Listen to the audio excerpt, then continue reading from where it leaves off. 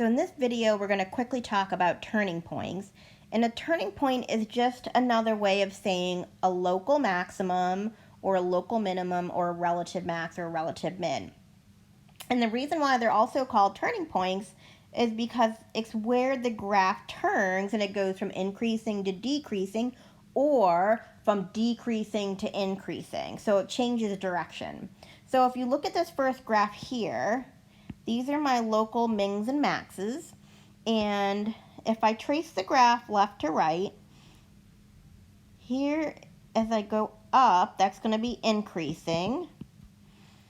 And then the graph changes to decreasing. So this is considered a turning point because it's where it changes from increasing to decreasing. And then this is also a turning point here at x equals 8 because then it starts to increase again. So when it changes direction, that's called your turning point. Now that is helpful because that helps us determine the degree of a polynomial if we're looking at the graph, because there's a theorem that states if a polynomial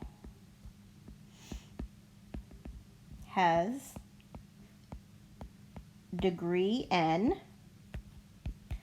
then the polynomial can have at most n minus 1 turning points. And I want to really highlight that this says at most n minus 1 turning points. So it can have less than that, but it can't have any more than n minus 1 turning points. So for example, if we are talking about a quadratic that's a degree 2 polynomial, so my degree n is 2, and then so I could have at most 2 minus 1, which is 1 turning point. That's the most number of turning points we could have for a quadratic. So that's going to help us when we look at a graph figure out what the least possible degree a graph can be. So if I go back and look at, let me clear this out. If I go back and look at this first graph here, since this graph here has 2 turning points, here and here, the lowest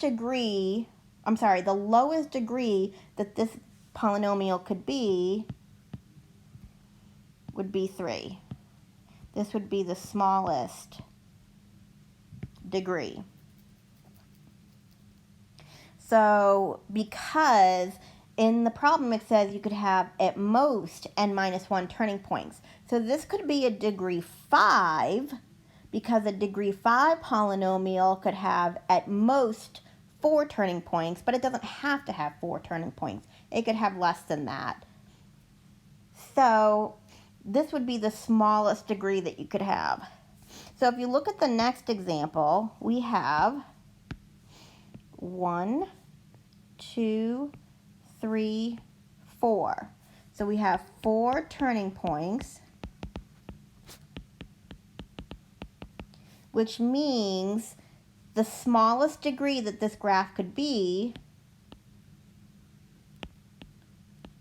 for this polynomial would be 5. It could be higher because you could have less turning points, but the smallest degree it could possibly be is 5.